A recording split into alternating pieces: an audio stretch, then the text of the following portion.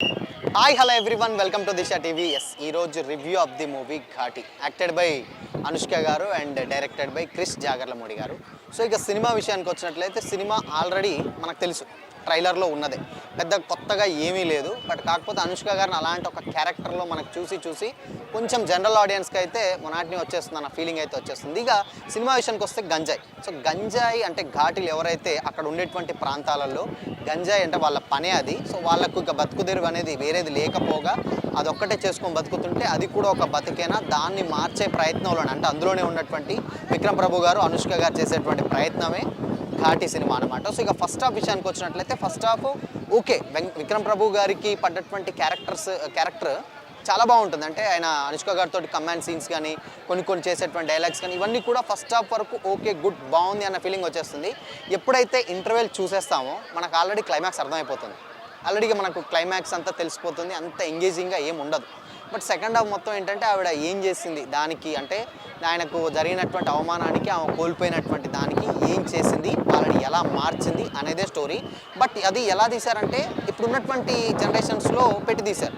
But ఇప్పుడు ఉన్నటువంటి generations తీస్తే కొంచెం చాలామందికి కనెక్ట్ కాదు ఆ నరుకుళ్ళు చంపుళ్ళు.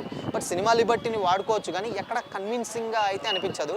సో క్రిష్ గారి డైరెక్షన్స్ మనకు తెలుసు, మన డైరెక్షన్ అంటే ఆయన ఎలా ఉంటుందంటే ఆయన డైరెక్షన్ డెఫినెట్గా ఏదో ఒక ఫ్యామిలీ మెసేజ్ ఇలాంటి ఈ టైప్ ఆఫ్లో ఉంటుంది. బట్ ఆయన డైరెక్షన్ స్టైల్ కూడా చాలా యూనిక్గా ఉంటుంది.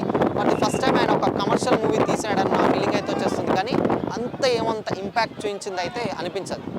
ఇక ప్రమోషన్స్ విషయానికి వచ్చినట్లయితే ఆల్రెడీ ఘాటి వస్తుందని చాలామందికి కూడా తెలియదు. అంటే బేబీ అనుష్క గారిది ఒక సినిమా వస్తుందని తెలుసు కానీ అది ఎప్పుడు రిలీజ్ అవుతుంది ఏంటి అనేది అయితే తెలీదు.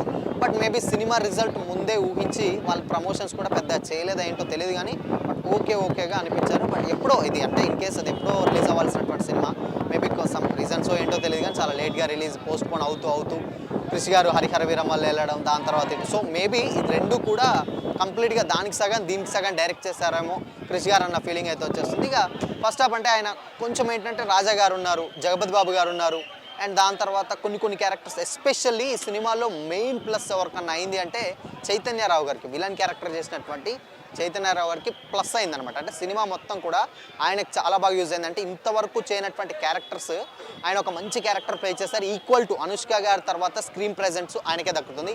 ఈవెన్ విక్రమ్ ప్రభు గారికి కూడా అంత ఆ రేంజ్లో ఉండదు, బట్ దాని తర్వాతనే విక్రమ్ ప్రభు గారికి ఉంటుంది. బట్ ఏంటంటే ఇక్కడ తెలుగు హీరోని పెడితే మేబీ కన్విన్స్ అవ్వదని అక్కడి నుంచి తీసుకొచ్చారు. బట్ అది కూడా కొంచెం డిసప్పాయింటే చేసింది అన్న ఫీలింగ్ వచ్చేస్తుంది.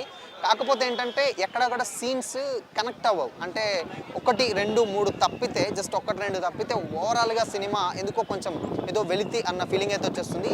క్లైమాక్స్ ఓకే, ఎవరైతే ఫస్ట్ హాఫ్ చూస్తారో సెకండ్ హాఫ్ ఆల్రెడీ మనకు అర్థమైపోతుంది సినిమా ఎలా ఉండబోతుంది, ఏం చేయబోతుంది అనేది అర్థమవుతుంది కానీ బట్ అంత ఎంగేజింగ్గా అయితే అనిపించలేదు. అండ్ అనుష్క గారి మార్క్ గతంలో ఏదైతే అరుంధతి, బాగమతి లాంటి సినిమాలు ఉన్నాయో బట్ ఆ మార్క్ని అయితే డెఫినెట్గా టచ్ చేయలేదు. సో రాను ఏంటంటే తగ్గుతుంటూ పోతుంది కాబట్టి సో ఈ సినిమా కూడా అలానే ఉంచి తప్పితే పెద్దగా అంత ఇన్ఫాక్ట్ అయితే ఏడా అనిపించదు అనమాట. సో ఓవరాల్గా సినిమా ఓకే మూవీ అయితే అనిపిస్తుంది. బట్ కొన్ని డైలాగ్స్ ఉంటాయి విక్రమ్ ప్రభు గారు చెప్పేటువంటి డైలాగ్స్. అంటే స్టిల్ ఇప్పుడు ఉన్నటువంటి జనరేషన్లో గంజాయి చాలా ఇప్పుడు సొసైటీకి చాలా చెడు చేస్తుంది. సో దాన్ని ఇంకా ఒక్క తల్లి ఉసురు తగిలితేనే చాలా మందికి శాపాలు జరుగుతాయి. బట్ మనకు ఎన్నో వేల మంది తల్లులు జరుగుతున్నాయి. సో అందుకనే మనం ఇలా ఉన్నాం అని చెప్పే దాంతో మార్చాలి అన్న ఉద్దేశంతో మారుస్తుంది. అదే క్లైమాక్స్లో దానికి వైండప్ చేసేస్తారు. సో మొత్తంగా ఓవరాల్గా మాత్రం ఒక కొత్త మూవీ చూసిన అన్న ఫీలింగ్ అయితే రాలేదు. కానీ జనరల్ ఆడియన్స్ ఎవరైతే ఉన్నారో జనరల్ ఆడియన్స్కి ఓకే అనిపిస్తుంది. బట్ ఇక కొంచెం అనుష్క గారి పర్ఫార్మెన్స్ ఇవన్నీ చూసే వాళ్ళకు ఓకే. దెన్ మెయిన్ మైనస్ ఏంటంటే అనుష్క గారి లుక్స్.